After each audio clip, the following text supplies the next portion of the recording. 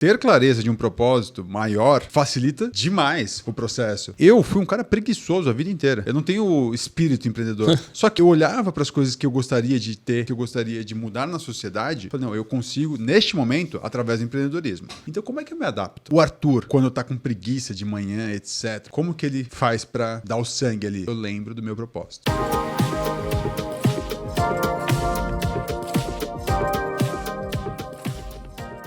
Seja muito bem-vindo, seja muito bem-vinda a mais um episódio do Motivecast. Eu sou o Lucas Vieira e nesse episódio nós trouxemos um cara aqui que... Vai ser legal, hein, DJ? Vai ser um bate-papo bacana, né? Com certeza. Nós já tivemos com ele, pra mim, alguns quilos atrás, porque eu engordei, né? Mas pra nós, há alguns anos. E... o bate-papo cada vez parece que fica interessante, porque toda vez que a gente encontra com ele, são assuntos novos, são assuntos diferentes, só que mais profundos, né, dentro da área dele. Temos novidades aí na carreira desse convidado. Vai dar pra gente desmembrar algumas coisas bem interessantes pra galera aprender aí com a gente, como sempre. Sem dúvida. E se você quer evoluir nos pilares mais importantes da tua vida, no pilar profissional, no pilar social, no pilar intelectual, é aqui que você tem que estar com o Motivecast, porque aqui nós trazemos pessoas que têm uma experiência de vida interessante, que têm uma inteligência fora do comum e que pode contribuir com o conhecimento dele para que você também possa ter esse crescimento, seja na vida profissional, na vida intelectual ou na vida pessoal.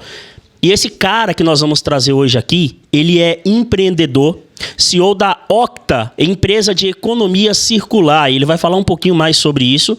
Além disso, é mentor, palestrante de desmanche, criativo, escritor de um livro chamado Inovação para Não Inovadores. Eu adoro esse nome. Esse nome você gostou, né?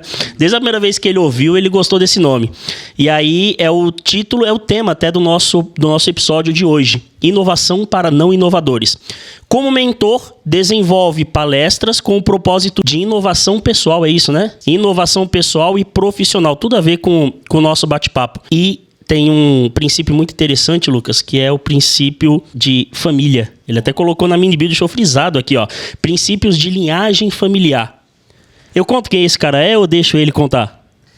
Pode anunciar, Didi. Pode anunciar. A gente está aqui com o Arthur Rufino. Boa. Arthur, valeu. Obrigadão por aceitar o nosso convite. Antes de a gente começar qualquer coisa aqui, o Lucas tem uma pergunta para você que talvez nenhuma pessoa tenha feito essa pergunta na tua vida, não fez para você. Eu tenho quase certeza. Talvez sim, talvez. Você aumenta muito a expectativa da pergunta desse jeito. Não é uma pergunta tão incrível assim. Mas vamos lá. Arthur, por que você acredita que as empresas te contratam para palestras? Eu acho que o grande desafio das empresas, né, a principal dor que você costuma atender ali é a empresa que se sente estagnada. Às vezes ela está crescendo, às vezes ela não está crescendo, ela está numa situação que ela está desconfortável de não sair do atual patamar. Então, acho que esse é o grande pulo ali. A minha experiência, quando você fala de o cara conseguiu implantar uma metodologia de inovação, ainda desconectada de tecnologia, etc. Inovação pura, inovação raiz. Dentro de um desmanche e que isso vira depois uma transformação de modelo de negócio, vira uma transformação de mercado, até depois chegar numa jornada de tecnologia, eu acho que esse é o grande chamariz ali. É como que eu saio de onde eu estou, mas eu não estou falando aqui de inovação que eu preciso captar 13 milhões de investimento, que eu preciso do banco, eu preciso de uma grande empresa de consultoria. Inovação raiz. E é começar pelo simples e criar a mentalidade de inovação em cima do seu time, para que o seu time seja o protagonista dessa mudança. Então, acho que esse que é o grande diferencial ali que acaba fazendo as empresas se atraírem. Legal. Boa. Que show. Então, ó, a gente já tem aqui um pontapé inicial e foi uma pergunta que ninguém nunca te fez, né? Não. Normalmente é isso mesmo. Mas, cara... Eu achei que vocês iam conseguir. A gente sempre, de um jeito ou de outro, a gente dá um jeitinho de conseguir. Mas, assim, você trouxe essa ideia do inovação para não inovadores. Por que isso te atiça tanto a falar sobre esse tema? A gente teve uma jornada muito interessante, né? A empresa da minha família nasceu das mãos do meu pai, Geraldo Rufino, que lá atrás ele se virou com o que tinha de resto de um acidente. Então, ele tinha 2 caminhões batidos e ele usou esses recursos para construir uma empresa. E, de novo, não foi com a baita visão de águia que o mercado de reciclagem automotiva no futuro... Não, ele tinha um problema ali, chamado 2 caminhões batidos, ele vendeu as peças daquele caminhão e aquilo se mostrou um negócio. E ele comprou o próximo caminhão. Então, de passo a passo, ele foi desenvolvendo aquele problema dele numa atividade rentável, que em outros momentos ele pegava de novo os recursos que ele já tinha em casa e aplicava de formas diferentes. Em algum momento ali, naquela origem, ele juntou 2 recursos, que era eu tenho um desmanche e eu tenho uma cultura que eu desenvolvi num parque de diversões chamado Play Center. É de onde ele vinha. E aí você junta o desmanche com encantamento, limpeza e organização de um parque de diversões, você tem um desmanche diferenciado. Então, ali... O Geraldo teve visão de... Não teve. Ele foi o cara do o que tem para hoje. O que eu tenho para hoje? Eu tenho essas 2 coisas. Então, eu junto e faço o que dá para fazer hoje. E teve consistência nesse crescimento, nessa organização, nessa limpeza, nesse encantamento. Lá na frente, quando eu começo a entrar no negócio, a partir de 2007, mais estruturado, eu estou lá desde 99, 2000, mas mais estruturado a partir de 2007. Eu começo a minha jornada de fazer o que tem para hoje. E aí, quais eram os recursos que eu tinha? Bom, eu tinha uma empresa já estabelecida, que já tinha sua cultura, etc, blá, blá, blá. E aí eu começo a pegar todos os recursos marginais dela e falo assim, pô, como é que eu uso aqui a marca de uma forma diferente? Uma marca já estabelecida nesse momento. Como é que eu uso a nossa capacidade produtiva de uma forma diferente? E testando pequenininho o tempo todo, nasce um troço diferentão ali, que é a JR 2.0 ali.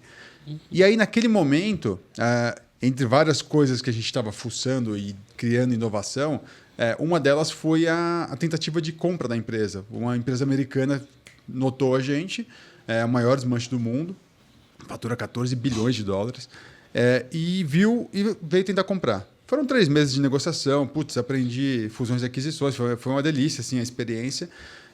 Só que no final do processo, muito pensando na família, meu pai autorizou vender e eu fui lá e neguei.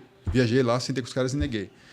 E os caras perguntam, por que você está negando? Eu falei, porque primeiro, vocês vão fazer a vida do meu pai inferno nesses 5 anos de transição e vice-versa. Ele também vai fazer a vida de vocês no inferno. Ninguém está preparado para isso. Segundo ponto, a gente precisa estar melhor preparado. A gente não sabia que a nossa empresa era vendável, então eu vou começar a preparar isso. E aí eu falei, agora eu quero saber por que vocês queriam a gente. E ela falou, não, a gente queria vocês primeiro, porque era o primeiro... Eles já compraram mais de 800 desmanches nos Estados Unidos. Era o primeiro desmanche que tinha sucessão. E isso, para a gente, significa que era o primeiro desmanche com inovação. E aí, inclusive, a gente queria que você passasse 2 anos com a gente aqui para melhorar os nossos. E aí foi muito legal esse momento, porque a gente tem muito aquela síndrome de vira-lata, né, o brasileiro. Todos os gringos são melhores, não sei o quê.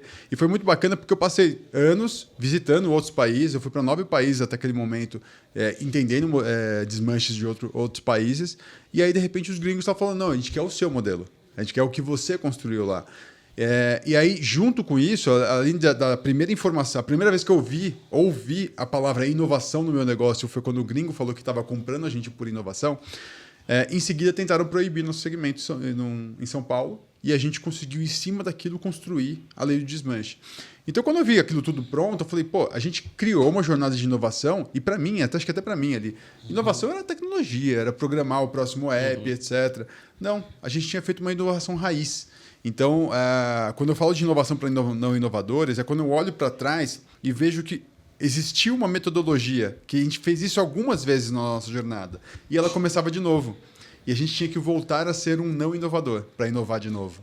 Então, é esse ciclo constante que anima a gente de realmente partir para a próxima e manter uma inovação, ainda que a gente não esteja falando de tecnologia. Esse conceito de inovação aí é um conceito diferente, né, Lucas? É muito legal porque, como o Arthur falou, né, não é sobre tecnologia nem dinheiro, é sobre como se virar nos 30 e fazer alguma coisa nova com o que eu tenho.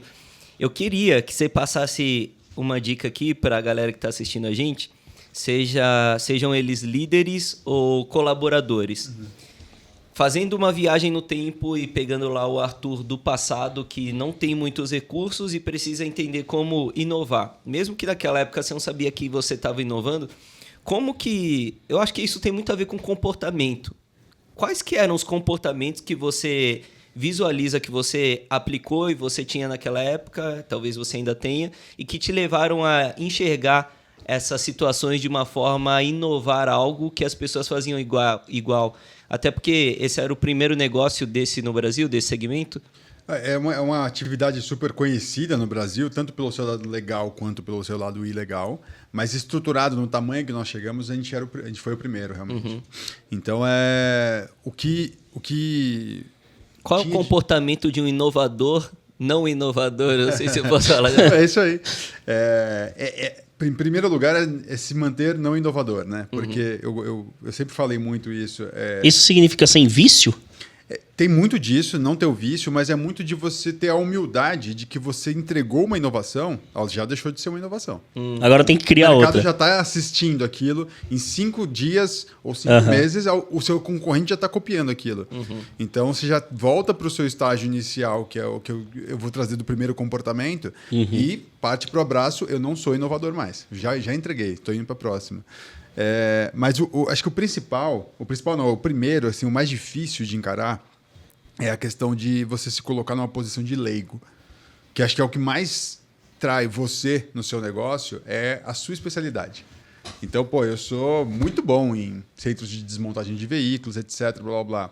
E, me tornei o maior. A tendência natural é que a minha especialidade mantenha o que sempre foi feito. É assim que deu certo. E realmente foi assim que deu certo. E não tem nada de errado com a forma como chegamos até aqui.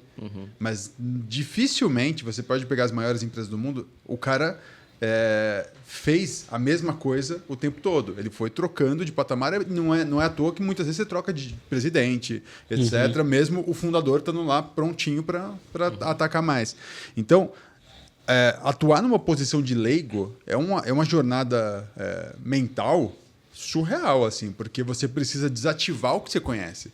E você não consegue. Você precisa criar uma dinâmica, e eu acho que eu falo muito isso no meu livro, como que você tem as ferramentas para testar isso. Eu gosto de testar de um teste muito bacana, que é explica. Sabe o tio João do interior, aquele que você não fala há 15 anos, que ele é super simples, etc. É um amor de pessoa. Tem um jeito diferente de explicar as coisas. Mas ele é brutão. Ele não teve acesso à informação, etc.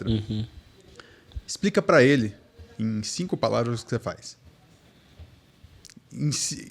Agora, nesse momento, todo mundo que está ouvindo a gente, ninguém vai conseguir. Mas se você vai testando, você vai simplificando a sua oratória até chegar no cristalzinho do que é seu negócio. Essa simplicidade máxima faz com que você volte pro modo leigo, que é, cara, qualquer um consegue entender o que você está falando. Então, esse já começa a emendar no segundo comportamento, que é respeitar o legado. Daí, eu acho que uma coisa que nós, sucessores, sejamos sucessores familiares ou sucessores profissionais, sucessores executivos, erramos muito a gente está chegando aqui, vamos mudar tudo. Tá tudo errado. Olha as cagadas que esses caras estavam fazendo. E a gente esquece que entre essas cagadas, tem um monte de coisa que deu certo e fez a empresa chegar até aquele momento ali. E se a empresa está quebrando naquele momento, em algum momento ela deu certo antes de quebrar. Então você precisa respeitar esse legado e lembrar que tem um monte de qualidade ali, principalmente a estrutura cultural da empresa.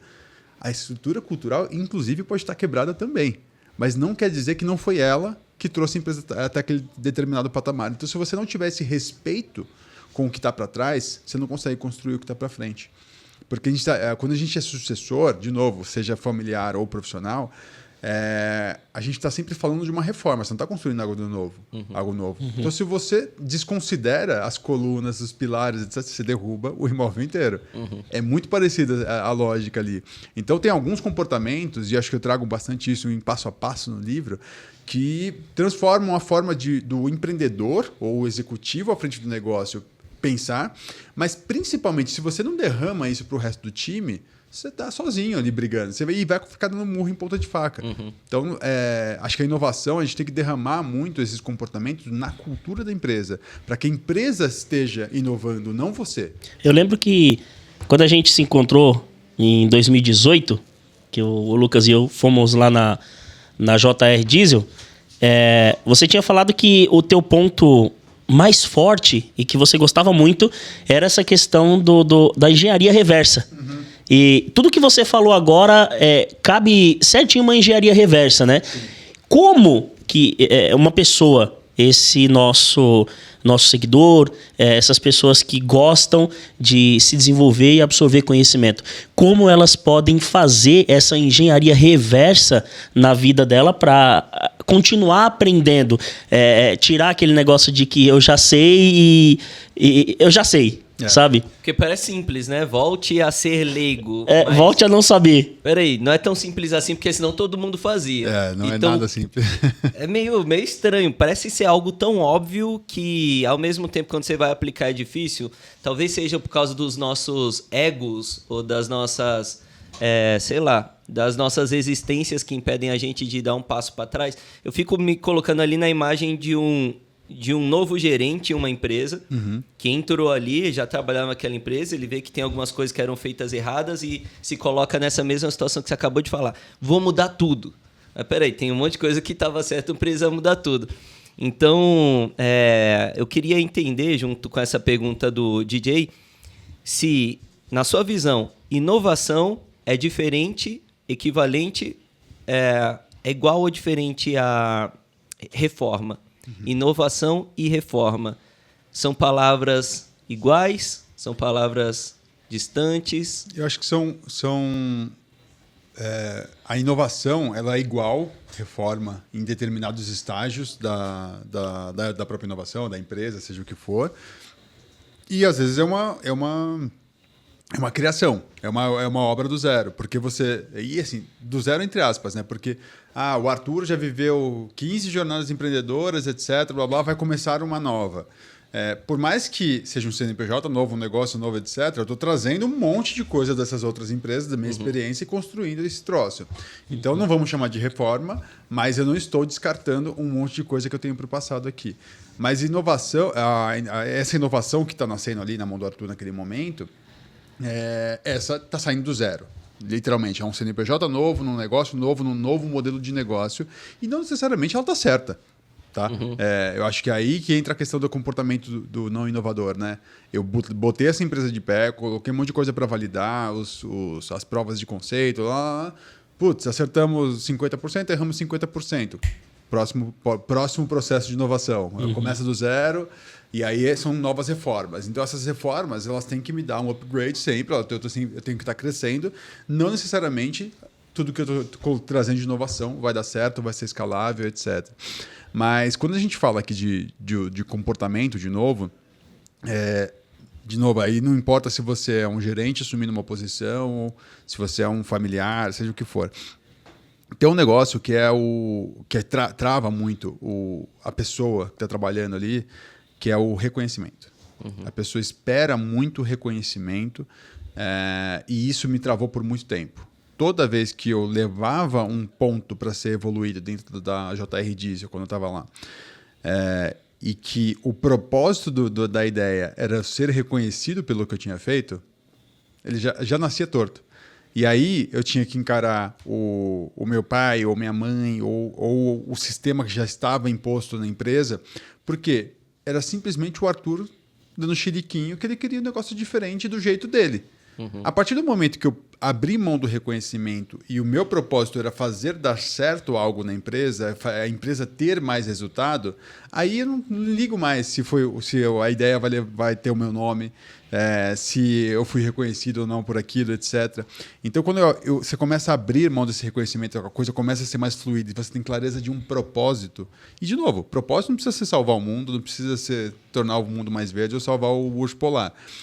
O propósito pode ser, cara, faturei ou lucrei 10% esse ano, o meu propósito é fazer esse troço 15% ano que vem. Então, a clareza do porquê você está fazendo as coisas muda muito. Então, nessa jornada, eu sempre fui muito puxado pelo propósito de ajudar minha família. Eu não tinha prazer em entrar na JR Diesel por muitos anos. Mas eu entendia que se eu criasse dentro da JR Diesel, com os recursos que eu tinha lá, sem pedir dinheiro, né? Pai, me arruma um investimento para pôr aqui, etc. Não, era com o que tinha. Eu ia criar uma situação que protegesse minha família de uma eventual proibição do mercado, uma eventual fiscalização corrupta que pudesse plantar alguma coisa. Não, a empresa estava blindadinha. E aí, por muito tempo, aquilo criou a JR 2.0. Quando saiu a lei do desmanche, que a gente participou da construção, que eu consegui proteger minha família, etc., no ano seguinte saiu o resultado. A gente reduziu em 26% o roubo de carros, 17% o latrocínio em São Paulo. E aí eu percebi que o meu propósito tinha salvado outras famílias. E aí virou um propósito maior para mim. A partir do momento que o Arthur percebeu um propósito muito maior do que cuidar da família dele, aí eu me tornei imparável. E aí eu decidi que eu ia fazer a sucessão na JR. Eu decidi que a JR não ia ser suficiente em algum momento. E eu decidi criar a Octa para resolver um problema de roubo de veículos no Brasil. Então muda muito quando você tem clareza do que você está perseguindo ali. Que top, hein? Isso que eu ia te perguntar, né? Porque ali na sua mini bio, você disse que a Octa ela nasceu para ser uma empresa de economia circular. E eu queria que você explicasse um pouquinho para a gente o que é esse termo, economia circular. Legal. Mas antes de a gente entrar nesse tema aí, que eu acho que vai ser um tema que a gente vai entrar e depois vai sair, porque eu também quero saber um monte de coisa sobre isso, eu queria ainda, Arthur, passear um pouco em cima dessa questão aí do comportamento, porque, pelo que você está explicando, eu acredito ser algo vital. A gente fala muito sobre a ideia da inovação e, não é simplesmente algo técnico que eu aperto um parafuso, é algo relacionado à pessoa que está apertando um parafuso. E se essa pessoa que está apertando um parafuso estiver apertando pelos motivos errados, como você bem colocou aí, esse parafuso ele vai espanar ou vai estragar aquele local que está sendo aplicado ali. Então, eu queria ainda pegar algumas dicas com você do que a gente pode compartilhar com a galera em relação a esse comportamento, porque eu entendi que, ao inovar, talvez primeiro seja importante eu me inovar para depois eu inovar alguma outra coisa. Esse processo de inovação para você, como a gente já falou em um outro podcast, foi um processo de descoberta sobre você mesmo. Total. Que te levou a entender os verdadeiros motivos pelo qual você estava fazendo algumas coisas. E você teve alguns recursos para trabalhar isso. Eu queria uma dica sua para a galera que está assistindo a gente agora, que não tem recursos, ela não se entende, eu não entendo porque eu faço dessa forma, eu sempre fiz, achei que o certo era assim. Sim. E ela não tem recurso para, tentar descobrir ou se aprofundar, como, de repente fazer uma terapia ou algo do tipo, ou um coach ou algo do tipo. Qual dica você daria para essa pessoa trabalhar esse lado? Porque, me corrija se eu estiver errado, mas eu percebi que é importante eu trabalhar isso antes de querer trabalhar o externo, a inovação de fato dentro de uma empresa. Seguindo um manual básico, você faz processos de inovação. Talvez com mais dificuldade, porque você não vai ter as habilidades de trazer o time de marketing que não estava envolvido, o financeiro não concorda, etc. Então, a sua caixa de ferramentas, os seus sentimentos aqui, as suas emoções, podem ser mais diversas ou mais restritas. Mas dá para fazer uma inovação talvez mais básica em cima disso. Mas a partir do momento que você entende um processo de inovação, um processo de desmanche criativo, que a gente gosta de falar, né? O desmanche criativo nada mais é... Eu desmancho o caminhão, obtenho de algo que estava batido, que ninguém via valor, obtenho peças que depois de desmontadas e classificadas e entregues para os clientes corretos, você tem muito mais valor do que o veículo se ele tivesse inteiro. O que são clientes corretos?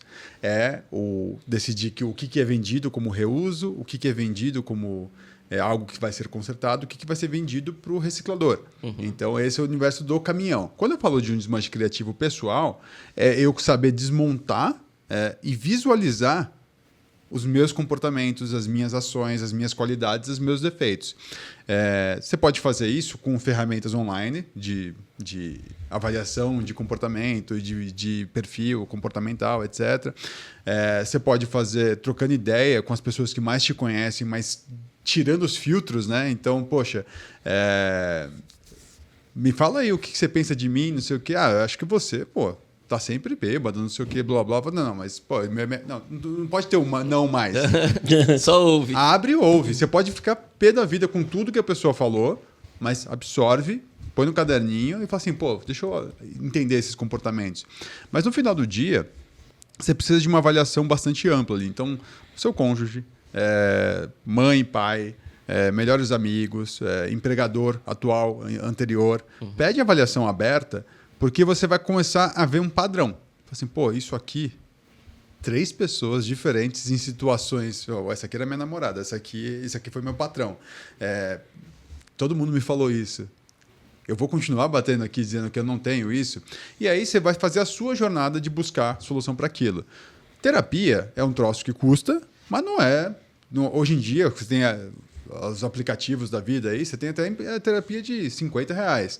Não é uma coisa que vai matar ninguém. Você tem muito livro. Pô, eu tenho um problema de autoafirmação. Pô, vai atrás de livros que tratem de autoafirmação. Você consegue mapear mais coisas hoje. Você tem o ChatGPT hoje para te ajudar. Tem um monte de inteligência artificial que ajuda, né? Exato. Mas a minha caixa de ferramentas foi muito preenchida pela terapia. A terapia assim, foi uma questão transformadora na minha vida. Eu fiz por uma questão pequenininha, né, quando eu era moleque, na escola. E em vários momentos da minha vida eu trouxe de volta a terapia. E para mim a terapia ela é igual a musculação. Se eu parar de fazer, por um tempo eu começo a perder aquela capacidade de manter a musculatura. Qual que é a diferença para mim da terapia para a musculação neste momento? A musculação eu literalmente perco no dia seguinte. A terapia, às vezes, acho que cada um tem o seu, você tem uma jornada de crescimento pós-terapia. Então, eu peguei um monte de ferramenta nova, eu vou para o mundo, vou experimentar essas ferramentas, vou quebrar a cara com algumas, depois eu trago de novo essas questões para a terapia. Então, dentro desse universo, além de livros, podcasts, outras fontes de quando você vai em cima do tema, você tem os espirituais, que eu acho que é a coisa mais acessível se você tem alguma conexão espiritual. Então, a igreja, normalmente, os centros, etc., que você já está no seu ambiente, que você se sente confortável, que aquela palavra te conforta, etc., normalmente trazem trocentas mil mensagens que, por não estar aberto, você não está absorvendo. Então, tem muito disso. Quando você tem um feedback de várias pessoas ao seu redor que te trazem uma característica sua que está te atrapalhando, vai para a sua igreja, vai para o seu rolê, seja qual for o nome dele, e aquela mensagem vai estar lá, ela está lá todo dia, na verdade. Só que você nunca foi aberto falando assim, não, esse aqui é um problema que eu tenho, eu preciso começar a atacar. Então, para mim, eu gosto muito de indicadores. E o indicador, para mim, meus filhos estão sendo bem educados, são crianças que estão indo não só bem na escola, mas em notas, etc., mas são crianças que são bem-vindas nos ambientes onde estão, elas não incomodam, blá, blá. Minha esposa tá feliz comigo, mas feliz de verdade. Eu sou um saco na vida dela, etc. São indicadores para mim. E como são os indicadores do negócio, lucratividade, etc. Blá, blá. Então você precisa começar a identificar quais são os indicadores que você vai começar a trazer para a sua vida, porque aí você consegue fazer uma inovação pessoal que lota a sua caixa de ferramentas para você fazer as inovações profissionais. Você vai absorvendo cada vez maneiras diferentes de talvez ter ações tradicionais, digamos assim. Exatamente. Para continuar evoluindo e aprendendo. Exato. E você percebe que dentro de empresas, dentro de um ambiente familiar, essas construções, elas são incomuns? Cara, são totalmente incomuns, assim, porque é muito difícil a pessoa desenvolver esse comportamento. Eu não estou fazendo para o Arthur, eu estou fazendo para um resultado comum, né? Algo que é muito maior que eu. Exato. E acho que as pessoas não estão certas ou erradas por não agirem dessa forma. Mas eu posso falar por experiência própria. Ter clareza de um propósito maior facilita demais o processo. Porque, por exemplo, eu não nasci empreendedor. Eu não sou o cara que, como o meu pai, que o cara acorda todos os dias com a faca nos dentes, não importa o que aconteça. O cara tá lá, ele tá forte, ele tá acontecendo. E ele toma uma porrada, ele levanta em seguida, etc. Blá, blá, blá. O cara, ele é naturalmente imparável. Eu fui um cara preguiçoso a vida inteira. Eu não tenho espírito empreendedor. Eu não sou o cara que é apaixonado por risco. E o empreendedor que não é apaixonado por risco, ele dá errado. Então, só que eu olhava para as coisas que eu gostaria de ter, eu olhava para as coisas que eu gostaria de promover para minha família, olhava para as coisas que eu gostaria de mudar na sociedade, falei, não, eu consigo, neste momento, através do empreendedorismo. Pode ser que lá na frente, depois de, sei lá, vender empresa, etc., eu ache outras formas de fazer. Neste momento, empreendedorismo, na minha opinião, para o que eu quero, é a melhor ferramenta. Então, como é que eu me adapto? Como é que eu viro empreendedor sintético, já que eu não sou natural? E aí tem muito do comportamento. O Arthur, quando está com preguiça de manhã, etc., blá, blá, como que ele faz para dar o sangue ali? Eu lembro do meu propósito. Não é para mim. Tem um monte de gente que nem sabe que eu existo, que vai ser impactada positivamente pelo que eu faço.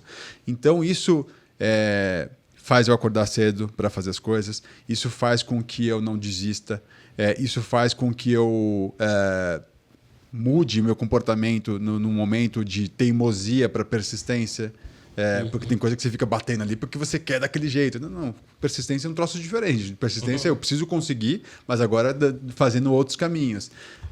Então tudo isso nasce pro Arthur de um propósito. Facilita demais a minha vida em tudo que eu faço.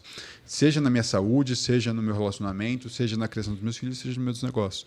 Então, acho que a estrutura, a clareza de propósito, e de novo, eu gosto muito de reforçar isso, porque senão as pessoas ficam muito na piração, daquela ansiedade, tipo, não, o meu propósito salva pouca gente. Não, calma. Mas esse propósito, cara, é você e seu cachorro, e tá tudo bem.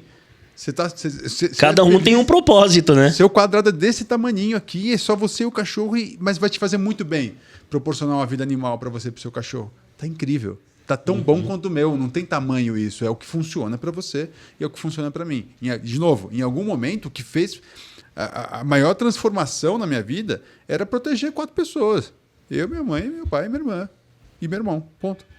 Acabou. É isso que eu ia falar, o propósito ele pode ser mutável, né? Exato, ele vai evoluindo. Alterar. E ele pode evoluir. Porque depois que sei lá, o Arthur realmente ajudou, a gente conseguiu atacar o roubo de veículos no Brasil.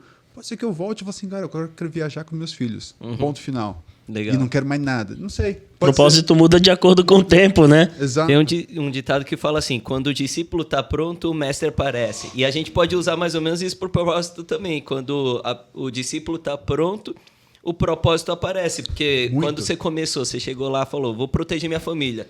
Aí depois você participou de algo que fez diminuir o latrocínio no Brasil. Eu imagino como aquilo deve ter te abastecido e te inspirado para fazer outras coisas. Então cai meio que nessa do quando o discípulo está pronto, o propósito aparece. Mas, cara, eu vejo que tudo está muito entrelaçado com o comportamento. Porque, como você falou, quando a gente começa a se desenvolver, a gente abre o leque das nossas perspectivas, aceita opiniões, abre a mente para outras possibilidades de alteração interna nossa. E, esse é um comportamento que vai ser refletido também no meu ambiente profissional. E esse aceitar e esse abrir as perspectivas vai me ajudar na inovação dentro do meu trabalho. Exato. Então, está totalmente conectado com comportamento. E falando em comportamento, a gente volta lá para a pergunta do DJ, que eu não esqueci, sobre a economia circular, que tem total a ver com o comportamento hoje dos novos consumidores. Total. Né? Só que eu queria que você explicasse um pouco mais sobre isso. A economia circular, basicamente, é como que a gente sai da linear, que é eu extraio da natureza, eu beneficio, transformo num material específico, eu produzo, eu industrializo, eu consumo, eu jogo fora. Essa é a linear. Na economia circular, o primeiro ciclo você está extraindo, etc., blá, blá, e aí caiu na cadeia do uso. Então as pessoas estão usando aquela garrafa, aquele aparelho, aquele veículo. Quando chega no fim de vida desse produto, você tem algumas opções. Então, no caso dos veículos, você pode desmontar esse veículo, vender peças usadas para que outro veículo ganhe uma extensão de vida. Então, você já fez uma circularidade aqui. Essa peça aqui está quebrada. Não, então tá bom, você pode mandar para a indústria de reparação, remanufatura. E aí ela volta de novo para a cadeia passa a ser usada de novo até o fim de vida dela. Ah, não, putz, já passou por 3 ciclos de remanufatura, agora ela estragou. Então, agora você pode reciclar esse material e, ao invés de extrair para produzir outro, você está abastecendo a indústria. Então, quando você tenta fechar ao máximo esse ciclo, você tem, de novo, o reuso, a remanufatura, o reparo. Você tem várias coisas ali que vão estendendo a vida de um produto que já foi extraído. Você não precisa extrair de novo para aquilo. No universo do veículo, quando você faz a desmontagem de um veículo para aplicar a economia circular nele, você está evitando que 3,7 toneladas de CO2 sejam emitidas por veículo desmontado. É muita coisa. Se o Brasil aproveitasse toda a oportunidade de circularidade dos veículos, só veículos, a gente está falando de 14 milhões de toneladas que seriam evitadas todos os anos. Quando a gente fala de outras coisas, a gente já faz no nosso dia a dia muito disso. Poxa, você vai comprar um iPhone novo, você joga fora o outro? Não. Você vende. Isso é economia circular. De alguma forma, é economia circular. Ah, mas tá bom. Como é que a Apple vai participar disso, etc. Ela está vendendo usado, etc. A maior empresa hoje de venda de Rolex usados é da Rolex. Por quê? Porque ela entendeu que o bem dela hoje valoriza. Você vende um Rolex por 50 mil reais, daqui 3 anos ele vale 75. Então, o que ela fez? Ela falou assim, eu vou fazer parte da cadeia que estende a vida do meu produto. Algumas montadoras estão fazendo recondicionamento de veículos da marca dela. O que ela faz? Ela compra uma Land Rover Defender no mercado, 95. Por quê? Porque ela sabe que aquele clássico vale uma fortuna. E aí ela usa as peças dela, muitas vezes usadas, e vende na concessionária um veículo 95 a quase o preço do novo. Não é um bom negócio? E aí as empresas pelo mundo começaram a entender que participar dos novos ciclos dos produtos que ela já pôs no mercado é lucrativo, dá dinheiro. Então, hoje a gente tem desde embalagens que já são pensadas para serem reutilizadas antes de serem recicladas, até a turma do Eu Reciclo aqui, que é a turma que vai certificar de que a Coca-Cola ou a Bioleve aqui está fazendo o trabalho dela para essa embalagem voltar para o começo e ser reciclada. Então, esse selinho aqui, ele comprova que para essa embalagem ser fabricada, outra voltou. Então, isso aqui é um modelo de negócio. Então, a gente não só vê isso em 1000 coisas acontecendo. Pô, a gente está falando de Enjoei. Olha o tamanho da Enjoei hoje. Enjoei vende roupa... Gigantesco. O que as pessoas tinham preconceito, que era brechó, virou uma empresa capital aberto. Tem outras empresas gigantes aí, tem uma chamada Cresci e Perdi. Cresci e Perdi é gigante. E também gigantesco, né? Nesse ramo de roupas para crianças, né? Crianças e pré-adolescentes. Roupa 3, 4 vezes, porque cresce muito rápido, né? E aí, pô, você vai jogar fora? Tá nova ainda, né? Pô, é um modelo de negócio. Ainda que seja doação, a gente está falando de economia circular. Só que você não tem a rentabilidade. E tá tudo bem, pode doar. Mas a questão é essa. Para que eu posso vender as coisas, né? Então, a gente tem na nossa mentalidade muito assim, o que é muito caro, eu não jogo fora, eu vendo. Então, é celular, é carro. Acho que todo mundo está ouvindo a gente já vendeu uma TV quebrada. Assim, não faz sentido jogar fora a TV, porque eu paguei caro nela. Então, as pessoas associam isso muito a valor. Só que as empresas estão percebendo que tem oportunidades em cima disso. Então, ou você oferece uma plataforma para que as pessoas comercializem essas coisas usadas ou ofereça reparos, etc. Ou você entra no business disso. Ô, Arthur, e antes da gente finalizar esse episódio, você seria o cara que responderia da melhor forma possível isso. Como é que a gente transporta essa economia circular para talvez uma economia de reaprendizagem, porque foi o que a gente veio falando o episódio inteiro, né, Lucas? Será que existe algum meio de a gente se auto-reciclar para sempre aprender? Quais são as táticas ou as maneiras? Porque eu acredito que você pratica isso, né? Não, exatamente. Acho que você cruzou bem os conceitos. A economia circular, quando a gente fala da gente, a gente fala dos nossos negócios, é muito de não jogar fora aquilo que a gente construiu, aquilo que a gente investiu para ter. Então, se é conhecimento, se é se é um equipamento dentro da sua empresa, ou se é um perfil de time que você passou anos treinando, mas para aquele propósito ele não serve mais, para que ele serve agora? A gente estava esses dias num órgão do governo, a gente está ajudando a construir uma nova frente regulatória, etc. E a gente descobriu que tinha uma determinada função que estava lá, um monte de gente desocupada, porque não poderia trocar de posição. Porque eles eram contratados para aquela função e seria desvio de função. Uhum. E aí aquele recurso deixou de ser utilizado e está custando. E aí, em vez da gente ficar criticando o Estado, não sei o quê, blá, blá, blá, fala assim, cara, sabe esse negócio de inteligência artificial aqui? Precisa de treinadores. E você precisa digitar isso. Os treinos de inteligência artificial. Essa pessoa aqui, se ela digitar, ela tem um desvio de função? Não. E aí você vê que uma pessoa que estava encostada há bastante tempo servia para uma coisa extremamente inovadora, que é treinamento de inteligência artificial. Uhum. Mas o que você precisa disso? Uma mudança de comportamento para começar a perceber de uma forma diferente. Em vez de ficar criticando, não, ou a forma como o governo... Cara, o governo está aí, a gente pode torcer, a gente pode contribuir para que ele mude, etc. Mas tem coisa que é assim. E nosso país tem a questão da estabilidade. Não adianta eu ficar chorando em cima disso. Como que eu uso de formas diferentes isso que eu já tenho em casa. Então, assumir esse comportamento de fazer um desmanche criativo próprio o tempo todo, um desmanche criativo da sua empresa o tempo todo, do seu relacionamento o tempo todo, cria, para mim, esse é o ponto central, cria um comportamento de desmanche criativo, cria um comportamento inovador. E isso muda tudo. Isso muda a sua vida, muda a vida das pessoas que estão em volta de você, muda o seu negócio. Desmanche criativo, isso é legal. Top, gostei.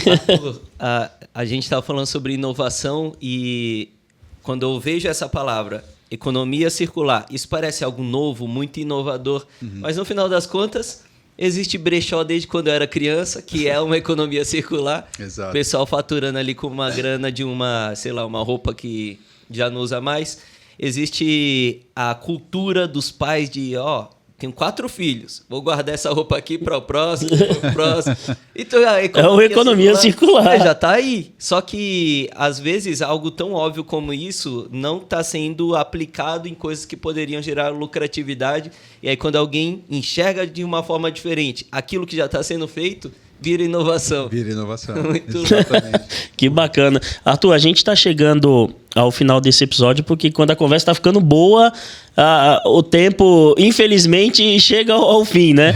Mas eu queria, antes da gente se despedir da galera que está assistindo a gente, eu queria que você trouxesse um fator-chave que, se o Arthur desaprendesse tudo hoje, e você tivesse que voltar no passado e cochichar no seu ouvido, o que você falaria para você que iria te evoluir mais ou talvez iria te dar essa experiência que você tem hoje de uma forma mais proveitosa e que todo mundo também possa ter essa reflexão?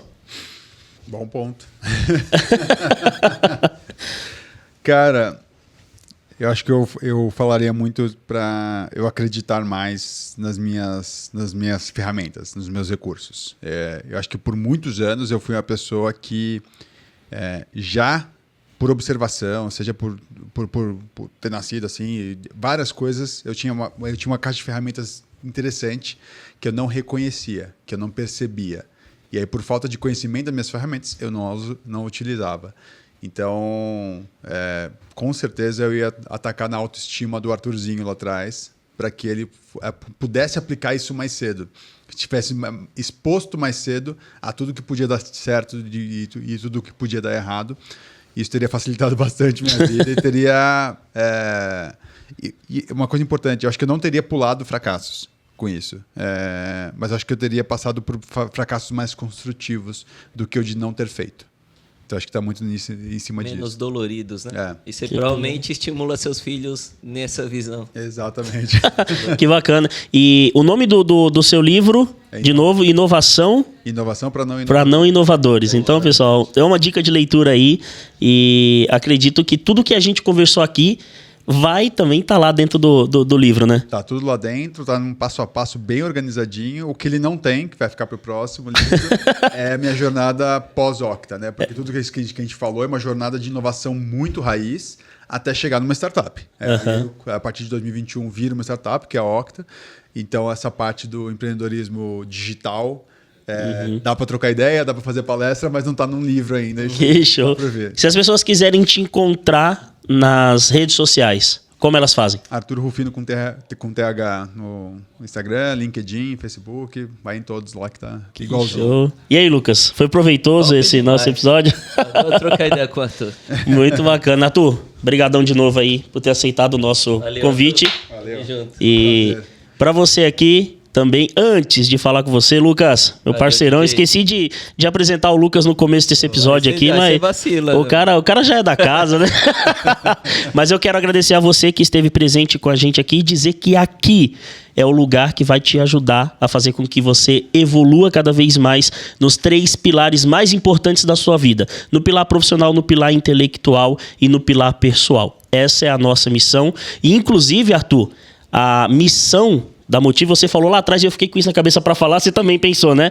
A missão da Motive hoje é expulsar do Brasil o vitimismo e o complexo de vira-lata. Boa. E quando você falou vira-lata, na hora eu falei, eu vou ter que falar, mas aí a gente começou a aprofundar mais. Mas você pensou também em falar, né? Não dá, toda vez que vier essa palavra já vem a missão. Essa é uma baita missão, né? Essa é a missão da Motive e tudo que o Arthur falou aqui se encaixa na missão da Motive, se encaixa nas nossas missões de vida, que é ajudar pessoas a evoluírem, e esse bate-papo é uma maneira de fazer isso, assim como o livro do Arthur, assim como os impactos das decisões e das coisas que o Arthur faz gera na vida de muitas pessoas e vai gerar na sua também através desse episódio. Fica com a gente aí, que a gente vai se encontrar no próximo episódio e vamos trazer mais pessoas com inteligência e experiência de vida marcante que vai te ajudar, sem dúvida, a evoluir cada vez mais. Gente, brigadão. É isso aí, valeu, gente. A gente se encontra no próximo.